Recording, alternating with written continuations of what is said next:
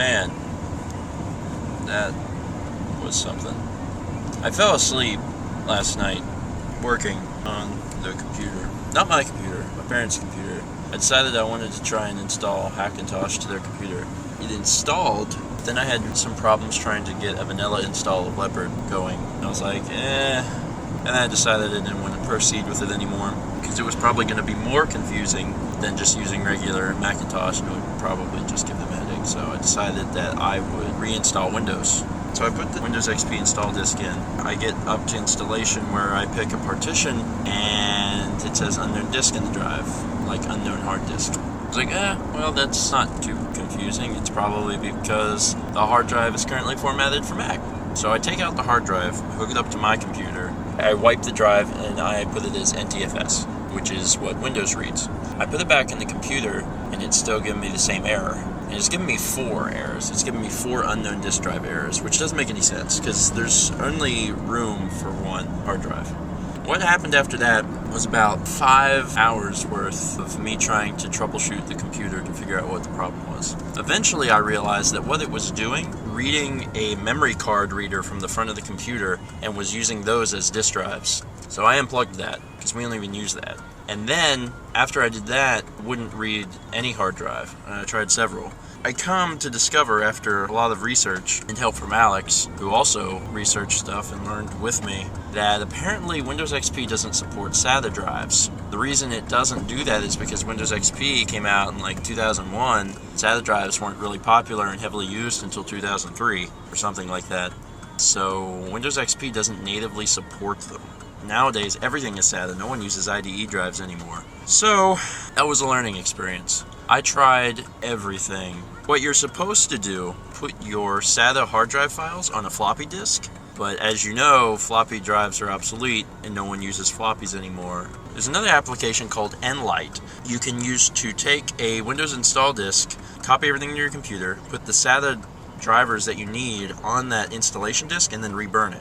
I tried that, and it still wasn't working. And I had been working at this for like 5 or 6 hours at this point, and I was just about to lose my mind. I randomly went into the BIOS settings, which I had been in earlier, because I reset them all to default in case the Mac installation had changed anything. I noticed that there was a setting that says, treat SATA as blank, and it was set to RAID, and I was like, So I set that to IDE, and it treated my SATA drives as IDE, and Windows installed without a problem.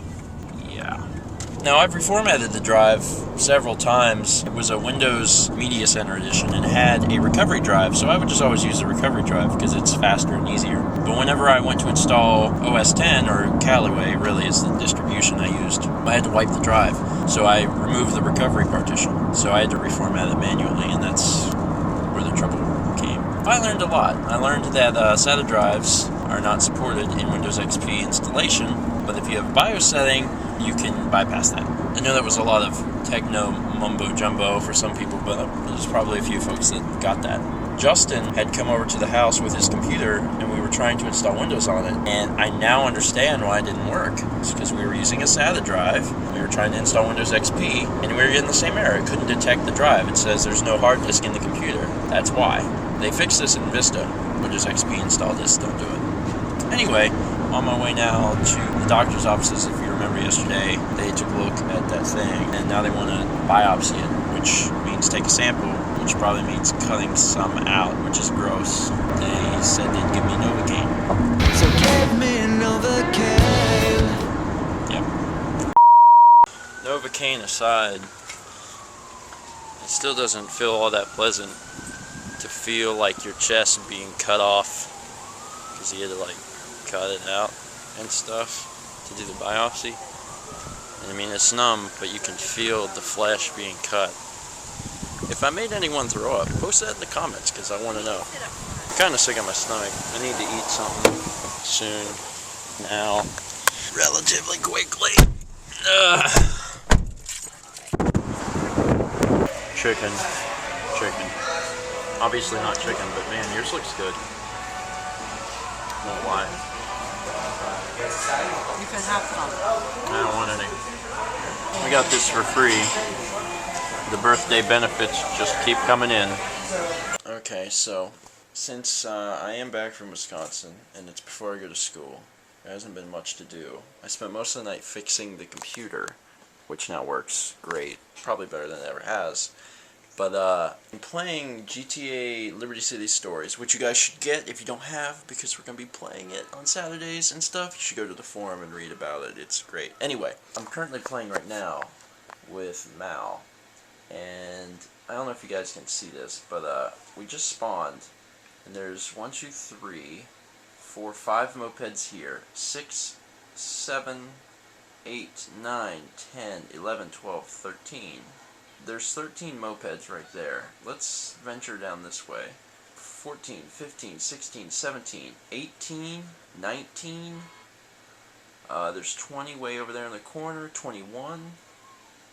21 mopeds?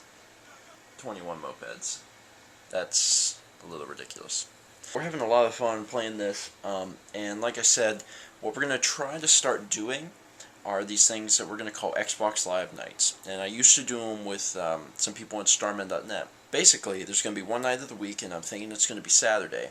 And every Saturday night, we're going to be playing Xbox Live. Me, Dan, Taylor, Nick, maybe Alex, you know, us, Mallory, and we want you guys to play with us. I can already tell you that the game we're going to abuse, and by abuse I mean play a lot, is Grand Theft Auto Liberty City Stories, particularly Ballad of Gay Tony. We played that game a ton at school. If you don't have it, you should get it, because it is an amazing game. We play it a lot, and I would highly, highly recommend it if you don't already have it anyway, so you should get it.